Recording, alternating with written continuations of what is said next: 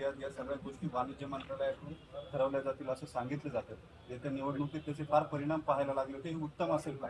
त्या संदर्भामध्ये आम्ही दिल्लीत 2-3 दिवस असताना पियुष गोयलजी त्या खात्याचे मंत्री आहेत, अमित भाईंना, पियुष गोयलजींना, वरिष्ठांना तिथं जे काही फटका बसला कांद्याच्यामुळं, मोठ्या प्रमाणावर कांदा उत्पादक शेतकऱ्यांच्या मध्ये नाराजी होती आणि त्याची किंमत आम्हाला लोकसभेच्या निवडणुकीच्या निमित्तानं मोजावी लागली. आम्ही त्यामध्ये सारखं सांगत होतो की बाबा उत्पादकालाही परवडावं आणि ग्राहकालाही परवडावं. शेवटी उत्पादकाला जर तोटा झाला तर उत्पादक कांदाच तयार करणार नाही आणि ग्राहक आणि उत्पादक दोघांचा समन्वय साधायचं काम करावं, अशा प्रकारे आमची सारखी मागणी होती.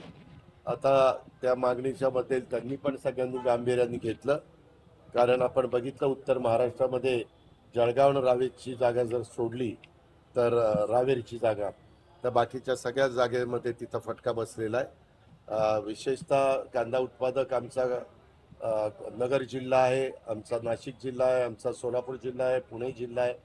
अशा 5-6 जिल्ह्यामध्ये कांदा उत्पादक मोठ्या प्रमाणावर कांद्याचं पीक घेत असतात.